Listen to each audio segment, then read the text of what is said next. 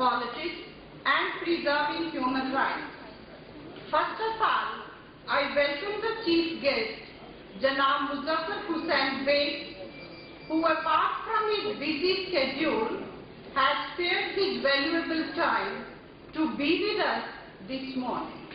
Sir, I thank you for your benevolence. Janab Beg Sahib needs no introduction.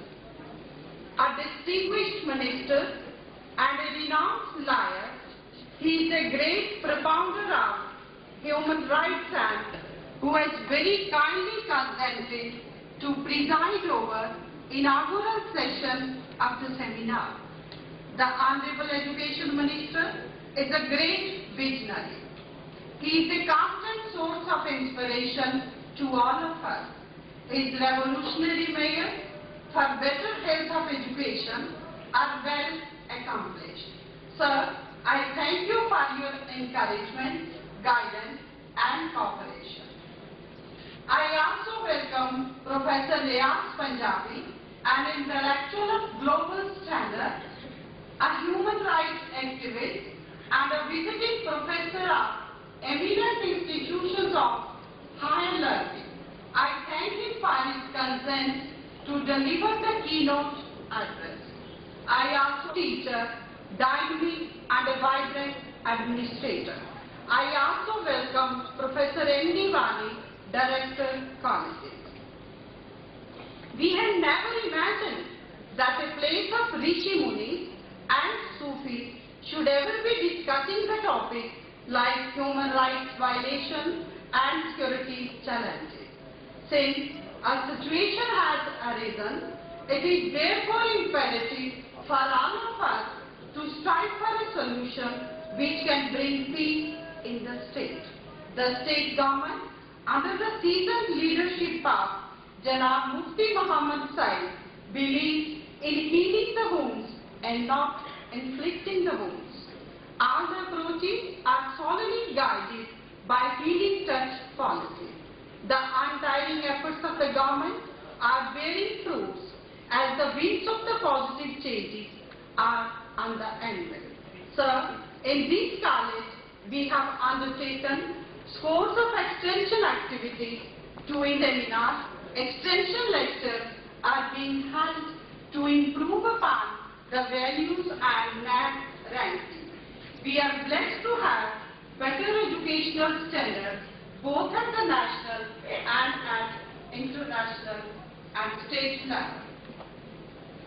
The present seminar is being Jawan killing his own associates, militant beheading the innocents, security forces being killed by suicidal squads, innocents being killed by the security forces, Pakistan extending a hand of friendship, training camps continuing in Pakistan, a delegate contact, Pakistan not insisting on earlier stand, Indo-Pak free trade booming, and after years of firing artillery shells at each other across the LOC, the guns are silent.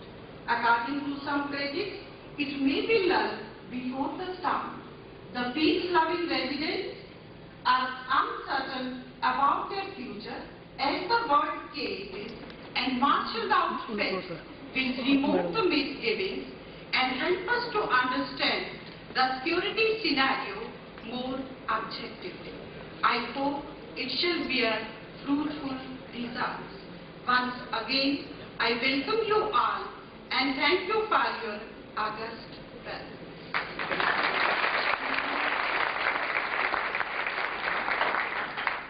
Thank you, ma'am.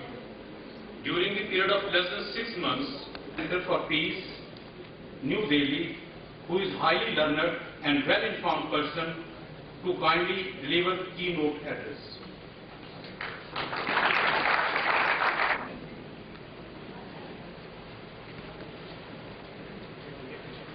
Honorable Minister of Finance and Planning, Mr. Muzaffar Hussain Beg, Honorable Minister of Education, Harshdev Singh Ji, Professor Indra Rathore, Principal of MAM College, Professor Vinder Singh Ji and Professor Vani Ji, eminent academics and members of civil society of Jammu, ladies and gentlemen. It's indeed a privilege for me to express some ideas on the subject of security in Jammu and Kashmir state. However, I must first compliment Honorable Minister of Finance and Planning, Muzaffar Hussain Beg, to be present and to have consented to inaugurate this seminar on security and human rights. The reason I am complimenting him is that we have been watching that the politicians in the Jammu and Kashmir state have been shying away from addressing this issue for the last a decade and so. Therefore, I salute his courage to have agreed to be here with us today discussing the issue of security and its relationship with human rights. My feeling is that for the last 57 years, we have failed to educate our people, to educate our academic community. We have failed to educate our students on the concepts of state formation, on the concept of constitutionalism, on the concept of human rights, on the concept of security. We have always encouraged ambiguity, and the result is that in this ambiguity, a situation was created where we have lost a generation during the last decade and a half. I think we'll be failing in our duty if we do not raise these issues and discuss these issues openly. I'm glad that the Jammu provides an ambience of free opinion expression to discuss these subjects. I think that we, in different capacities in politics and activism, in academia, in press, need to educate our people. The days of accepting salt rocks and red handkerchiefs is gone. We have to remove the ambiguities. We have to remove the confusions. Having said that, the discourse in the state has been on security forces, on paramilitary. On the one side, we have been concentrating on the actors in the security system. On the other hand, there are enclaves where we talk about human rights. And the confusion has been added by the political circles, by the conflict entrepreneurs who want to get this ambiguity to go on. And in this process, we are again trying to be blind to the issue of, after all, what is security? Is security something a holy gospel? Or is it a dictatorial concept which can be invoked at will by the state? Or this doctrine has basis somewhere?